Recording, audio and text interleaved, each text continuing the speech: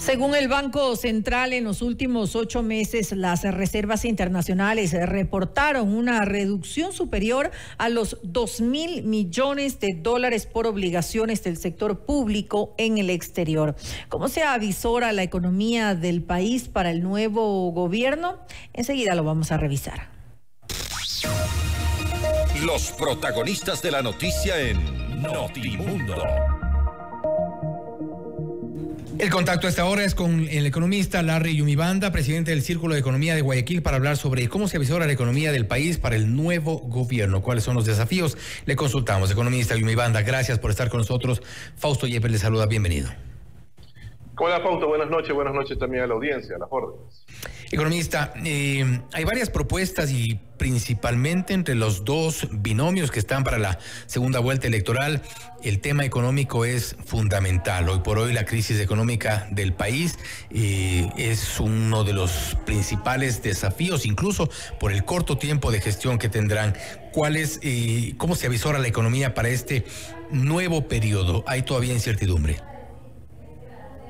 A ver, la CEPAL sacó hace poco su informe en donde América Latina está sufriendo una fuerte desaceleración. Ecuador, por ejemplo, también está en esa misma línea. Aunque la CEPAL ha mejorado las previsiones económicas, anteriormente había estipulado, estamos hablando de inicio de año, en que el Ecuador iba a crecer al 2%, para el 2023, ahora va a crecer en el 2.3%. Entonces, los rangos de crecimiento son bajos, con respecto a lo que dice la CEPAL, lo que dice el Fondo Monetario Internacional, lo que dice el mismo Banco Central o, por ejemplo, como dicen otras fuentes, ¿no? Como el Círculo de Economía de Guayaquil. Nosotros hemos dicho que la economía va a crecer en el 1.5% para este año. ¿Esto qué significa? Que la economía está en una franca desaceleración. Que puede empeorar para el próximo año dependerá mucho del tema del fenómeno del Niño. Si la intensidad es muy fuerte y genera muchos daños y pérdidas a la economía ecuatoriana, nosotros hemos avisorado que puede generarse para el 2024 un proceso recesivo, o sea, se complica aún más el estado de gravedad de la economía ecuatoriana, y eso es lo que prácticamente recibirían los candidatos que están pugnando por la presidencia de la República del país. Ahora, evidentemente, y en esas condiciones no se viene fácil para cualquiera de los dos aspirantes a la presidencia de la República en el caso de que asuman el gobierno. El fenómeno del niño es uno de los temas sin duda más desafiantes. Comienzan de entrada a remar contracorriente por todas las condiciones que son sin duda difíciles. Sí, es complicado el asunto. Nosotros hemos dicho que los candidatos deben ser un poco más claros de cómo deben enfrentar la situación. Yo creo que va a estar prácticamente como parte de la agenda fundamental el tema de armar la reforma presupuestaria en función del Plan Nacional de Desarrollo. Entonces, ahí se va a ver más o menos de cómo van a afrontar el que quede electo, sea presidente o presidenta de la República, con respecto al 2024. Porque nosotros hemos dicho que más o menos se van a necesitar fuentes de financiamiento que vayan entre 10.000 a 12.000 millones de dólares, producto del fenómeno del Niño. Si la intensidad baja, la fuente de financiamiento es menor, irían entre 8.000 y 9.000 millones. Por el asunto de que el fenómeno del Niño se le va a necesitar fuertes inversiones en arreglar las carreteras, en temas de salud, en temas de educación, en temas de dar crédito, por ejemplo, a los agricultores que van a perder sus cosechas. En fin, o sea, yo creo que ese es el escenario más complejo que podría tener un gobierno, considerando que, por ejemplo, acabamos de salir de un proceso de pandemia que duró prácticamente casi 2 años. Entonces, por eso le digo, el escenario es adverso, y por eso que dependerá mucho de la creatividad que tengan los candidatos a la presidencia al momento de enfrentar esta situación, que insisto, puede ser un proceso recesivo para el próximo año, ¿no? Creatividad que debería ser dirigida hacia dónde o enfocarse en qué áreas para poder lograr subsistir en este corto tiempo. El tema de conseguir el financiamiento va a ser crucial. O sea, ha comenzado una gira de conseguir fuente de financiamiento. No se debería descartar un nuevo acercamiento con el Fondo Monetario Internacional. Veo que el gobierno de izquierda ha optado por esa opción. Veo que el gobierno de Honduras hace poco consiguió un financiamiento de 850 millones de dólares. yo creo que volver a los endeudamientos con China, pero en mejores condiciones, así como el Fondo Monetario Internacional, ¿no? Con el BID también, con la CAF. O sea, moverse para conseguir la fuente de financiamiento. Segundo, yo creo que el tema de mejorar la recaudación tributaria sin subir los impuestos a través del cobro de los impuestos, aquellos que por ejemplo tienen deudas en firme, que son más o menos 2.000 millones de dólares, revisar ciertos gastos tributarios, que según el Servicio de Renta Interna serían más o menos como 100.000 millones de dólares. Nosotros hemos dicho que se haga una revisión para llegar a, aunque sea al 1% del PIB, que es más o menos 1.100 millones de dólares aproximadamente. El tema también de la optimización del gasto público, ver en el tema del gasto corriente dónde se puede hacer ajustes para que esa liberalización de recursos vaya a obras de infraestructura, que realmente es lo que va a generar en materia de inversión, tanto privado. Dependerá mucho, por insisto, de la creatividad que tenga el equipo económico del gobierno entrante, ¿no? Entonces, sin perjuicio también de que se revisen el tema de las tasas de interés, entre otras medidas, ¿no? Ahora, por ejemplo, uno de los temas que es sin duda motivo de discusión, de debate en campaña es la dolarización. Mantener la dolarización, parece que en eso no hay prácticamente discusión. No obstante, se ha puesto como uno de los temas de debate en campaña, en entrevistas. Hay quienes sugieren que no es buena la dolarización. Creo que una gran mayoría sostienen que es la única manera de mantenernos, pero este sin duda es un tema que ha generado debate. A ver, nosotros revisando las encuestas, el 95% de la población del país está de acuerdo con la dolarización, porque cumple las tres funciones del dinero, como medio de intercambio, como unidad de cuenta y lo más importante, como reserva de valor. La gente ahorra para inversiones, hacerlas en dólares. No ahorra en cualquier otra moneda, la ahorra en dólares, la moneda que se puede de alguna forma negociar a nivel global, partiendo por ahí, ¿no? Yo creo que la Constitución 2008 es una constitución desdolarizadora, lo hemos repetido en un sinnúmero de espacios a través de los medios de comunicación.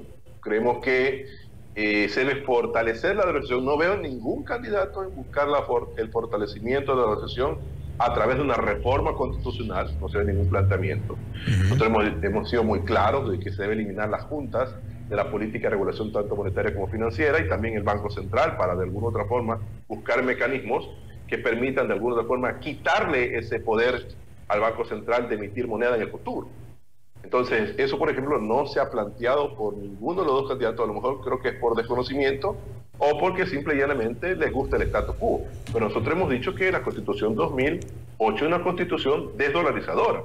Tanto así que también he visto propuestas no de la candidata presidencial, sino de su vicepresidente, de buscar una unión monetaria a través de la integración económica con los países de América del Sur, y eso también nos podría llevar a un proceso de desdolarización. O sea, yo creo que en la medida que también los candidatos, quizás el corto tiempo no les permita hacer este tipo de reformas, pero yo creo que en el mediano y largo plazo tenemos que optar por un proceso de reforma constitucional para blindar esto. O sea, yo creo que mientras la población acepta el dólar, y de hecho, si quiero vamos a tener como moneda fuerte este dólar por más de 50 años, de acuerdo a los análisis que han hecho importantes medios a nivel internacional, yo creo que hay que mantener esta estabilidad. El dólar nos ha dado estabilidad crediticia, monetaria y también de planificación financiera. Yo creo que es una de las pocas medidas que se ha tomado en los últimos 23 años que realmente ha generado más beneficios que perjuicios. Economista Ñumi Bande, hablando por ejemplo de las fuentes de financiamiento, también los candidatos, y creo que es importante mencionar, han hablado de las reservas del Banco Central, y allí se ha politizado mucho este debate en función de cuán posible es, por un lado, ocupar las reservas y por otro lado, cuán necesario es hacerlo, porque esto podría tener consecuencias más adelante. Y se ha hablado de utilizarlas. Esto conviene incluso tomando en cuenta que enfrentaríamos ya un momento de crisis con el fenómeno del Niño. La cuestión es que yo le acabé de decir que la Constitución 2008 es una constitución desdolarizadora. ¿Por qué? Porque en práctica de la Constitución dice que orientar los excedentes de liquidez hacia la inversión requerida para el desarrollo nacional. O sea, eso fue el artículo en el cual el gobierno, luego obviamente con reformas al Código Orgánico Monetario Financiero, optaron por obtener recursos tanto del BIES como del Banco Central.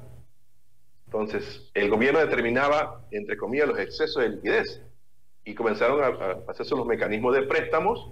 El gobierno optó por esos préstamos y cuando les tocó devolver, no pagaban. Entonces, generó problemas tanto al Seguro Social como al Banco Central en cuanto a tener activos líquidos. Y eso ha generado el debilitamiento tanto para el Banco Central de las reservas internacionales.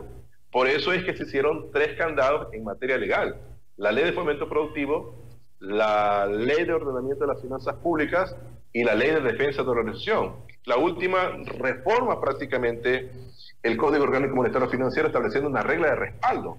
O sea que la Reserva Internacional tiene que cubrir el 100% de los 4 sistemas del Banco Central del país.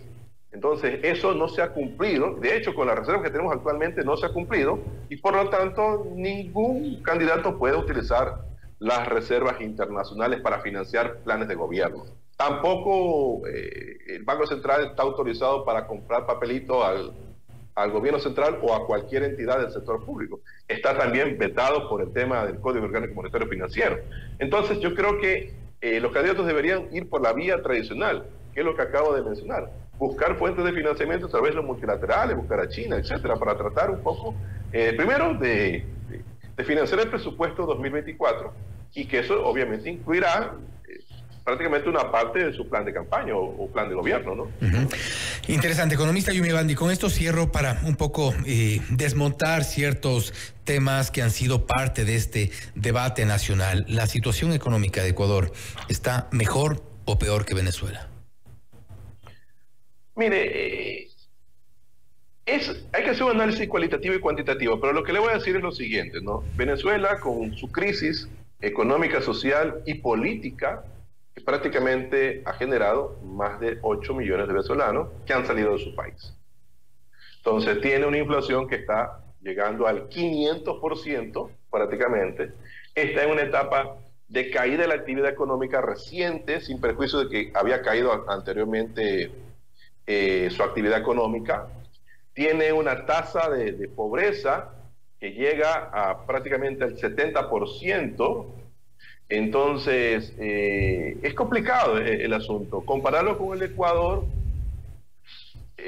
creo que Ecuador tiene mejores condiciones socioeconómicas hoy en día, salvo el tema de seguridad, que es un tema muy puntual, que de alguna otra forma el próximo gobierno tendrá que resolverlo para bajar esas tasas de homicidio con respecto a relacionarlo con cualquier otro país. Pero en el contexto general, Ecuador está en mejores condiciones que Venezuela. Ahí se desmontan algunas dudas que estaban en el ambiente. Economista Yumi Banda, nuevamente, gracias por haber estado con nosotros. Gracias, Fausto. Un abrazo. Buenas noches también a la audiencia. Gracias. Una buena noche también. Ha sido el economista Larry Yumi Banda, presidente del Círculo de Economía de Guayaquil, hablando sobre cómo se avisora la economía del país para el nuevo gobierno. Algunos de los desafíos, por ejemplo, y una de las mayores complicaciones que enfrentará el nuevo gobierno es sin duda la llegada del fenómeno del Niño. También tendrían que ser creativos, ha dicho el economista Yumi Banda, a la hora de tomar decisiones respecto de la economía de nuestro país. También apelar a las fuentes de financiamiento, y ha reconocido que en cuanto al debate sobre si en Venezuela o Ecuador se está mejor, en términos generales ha dicho que la situación en Ecuador es mejor que en Venezuela. Esto es Notimundo Estelar, siempre bien informados.